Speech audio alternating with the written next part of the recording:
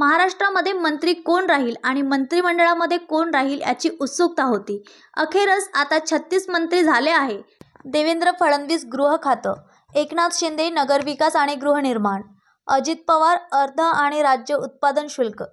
चंद्रशेखर बावनकुळे महसूल, राधाकृष्ण विखे पाटील जलसंधारण,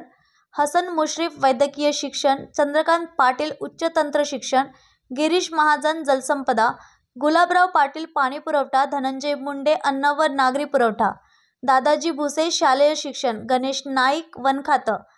संजय राठोड माती व पाणी परीक्षण खातं, मंगल प्रभात लोढा कौशल्य विकास, उदय सामंत उद्योग व मराठी भाषा,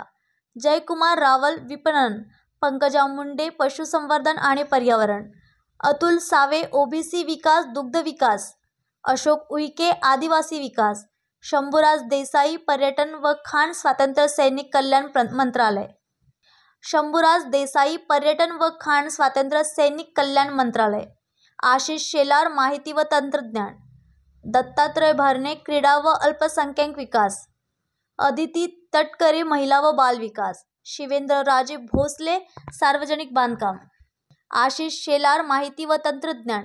दत्तात्रय भरणे क्रीडा व अल्पसंख्याक विकास, अदिती तटकरे महिला व बाल विकास, शिवेंद्र राजे भोसले सार्वजनिक बांधकाम, माणिकराव कोकाटे कृषी, नरहरी झिरवाळ अन्न व औषध प्रशासन, जयकुमार गोरे ग्रामविकास आणि पंचायत राज, संजय शिरसाट सामाजिक न्याय, भरत गोंगावले रोजगार हमी व फलोत्पादन,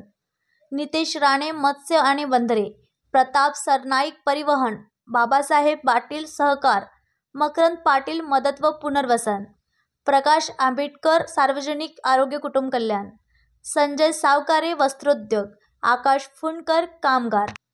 त्यांचा सत्कार समारोह आज ईश्वर देशमुख कॉलेजला सायंकाळी 5 वाजता होणार आहे. अटल बिहारी वाजपेयी यांच्या जन्मशताब्दी निमित्त उद्या नागपूर शहरात कार्यक्रम होणार असून महाराष्ट्रामध्ये भारतीय जनता पार्टी आणि महायुतीचं शासन आलं आहे. आता महाराष्ट्रामध्ये लोकांमध्ये उत्सुकता होती की मुख्यमंत्री कोण बनणार आणि मंत्रिमंडळामध्ये मंत्री कोण राहणार. पण आता महाराष्ट्रामध्ये निवडणूक झाली आणि 36 मंत्रीही बनले आणि त्याच निमित्ताने प्रेस कॉन्फरन्समध्ये बंटी कुकडे बोलले की उद्या आपल्या नागपूर शहरात ईश्वर देशमुख कॉलेजला सायंकाळी 5 वाजता सगळ्या मंत्र्यांचा सत्कार समारोह होणार आहे. नितीनजी गडकरी आणि देवेंद्र फडणवीस यांच्या हाताने सत्कार समारोह पारही पडणार आहे.